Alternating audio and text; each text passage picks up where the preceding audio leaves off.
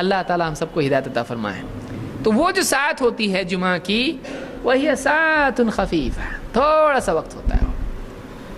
کب ہوتا ہے وہ وقت؟ آئیے وہ بھی دیکھ لیتے ہیں۔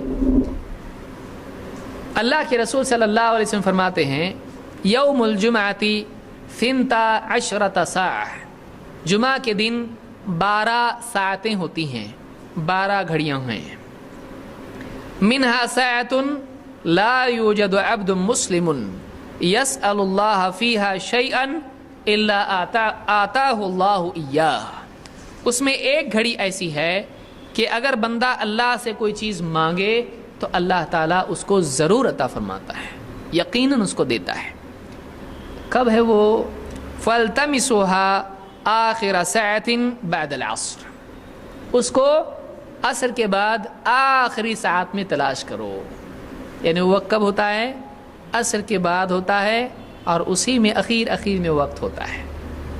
فَالْتَمِسُوهَا آخِرَ سَاعَةٍ، آخری ساعت میں عصر کے بعد اس کو تلاش کرو۔ یعنی وہ عصر سے لے کے مغرب تک کا وقت ہوتا ہے۔ کیوں؟ اس لیے کہ مغرب کے بعد جمعہ شروع ہوتا کہ ختم ہوتا؟ باقی نہیں رہتا ہے۔ مغرب کے بعد کون سا دن شروع ہوتا ہے؟ سنیچر کا، معلوم ہے نا یہ؟ مغرب کے بعد ہمارے ہاں دن اور تاریخ بدل جاتی ہے۔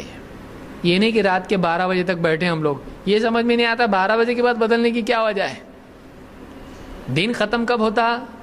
سورج ڈوبنے کے بعد۔ سورج ڈوبنے کے بعد دن کیا ہو گیا؟ ختم۔ تاریخ بدلنا چاہیے، دن بدلنا چاہیے۔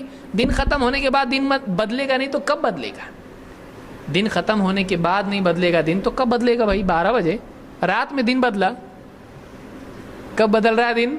رات میں۔ یہ ہماری سمجھ میں آتا نہیں۔ پبلک کو دین کی باتیں سمجھ میں نہیں آتی، دنیا کی سمجھ میں کتنی آسانی سے آ جاتی۔ بولے برابر 12 ہوتے نا، 12 کے بعد 1 ہوتا۔ تو بنایا نا وہ 12 کون بنایا؟ تو 1 بنایا، تو اللہ نے بنایا ایسا؟ یہ کہاں سے بنایا؟ لوگ جو چاہے بنا لیتے ہیں، لوگ جو چاہے بناتے۔ مہینوں میں بھی کبھی 29 بنائیں گے، کبھی 30 بنائیں گے، کبھی 31 بنائیں گے۔ یہ کیا ہے معلوم نہیں، لیکن صحیح ہے۔ اور اگر اسلام میں ایسا ہو چاند کے حساب سے 30 دن ہوتے ہیں، کیونکہ چاند بدلتا کتنے دنوں میں ہے؟ 30 دنوں میں، اور کبھی بدلتا ہے 29 دنوں میں۔ یہ اس کو نہیں سمجھ میں آتا۔ 31 اس کو برابر سمجھ میں آتے، کیوں معلوم نہیں، لیکن صحیح ہے۔ تو یہ سمجھنے کی چیزیں ہیں کہ اسلام میں جو احکام ہیں وہ سادہ ہیں۔ ایک آدمی دیہات کا بھی آدمی ہے، اس کو چاند دکھائی دیتا کہ نہیں؟ اس کو سورج دکھائی دیتا کہ نہیں؟ آج آپ کے پاس گھڑی ہے، آج آپ کے پاس کیلنڈر ہے۔ اگر آپ کے پاس گھڑی نہ ہو اور کیلنڈر نہ ہو تو کیا کریں گے آپ؟ کلندر بن کے گھومیں گے؟ کریں گے کیا؟ اللہ تعالیٰ نے انٹرنیشنل گھڑی اور انٹرنیشنل کیلنڈر دیا ہے، کہیں لے کے گھومنے کی ضرورت نہیں ہے، آلویز اویلیبل، ہمیشہ اویلیبل ہے، اور کسی کی پرسنل پراپرٹی نہیں ہے۔ اور ڈسپلے کے لیے کدھر ہے؟ کہاں تو جا کے دیکھنا پڑتا، گھوم کے چھپ کے کہیں تو کونے میں رکھا ہوا ہے، آسمان میں سب کو دکھتا ہے۔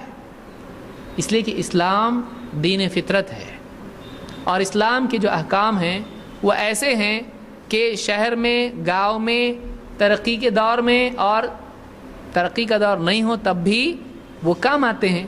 تو آسمان میں سورج ہمیشہ اور چاند ہمیشہ اس کے حساب سے اوقات نماز کے بھی دیکھیے کیسے طے ہوئے۔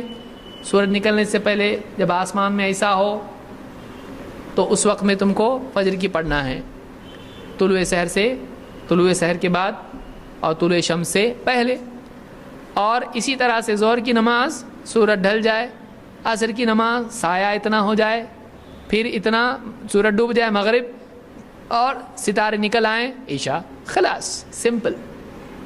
کتنا آسان ہے۔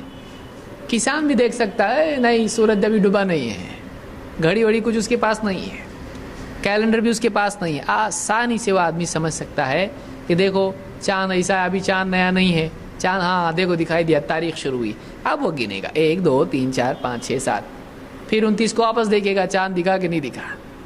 اگر نیا چاند نہیں دکھتا ہے 30 پورے کرے گا، نیا چاند دکھتا ہے 29 میں چھٹی۔ کتنا سمپل ہے۔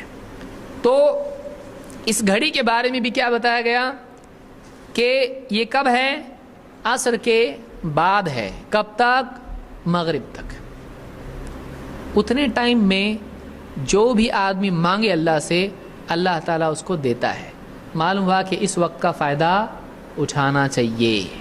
عصر کے بعد وہ وقت ہوتا ہے، مغرب سے پہلے پہلے تک اس میں آدمی اللہ سے دعا کرے. اس حدیث کو امام ابو داؤد، نسائی اور حاکم نے روایت کیا ہے، اور صحیح الجامع الصغیر میں یہ حدیث موجود ہے، اور شیخ الالبانی اس کو صحیح کہتے ہیں.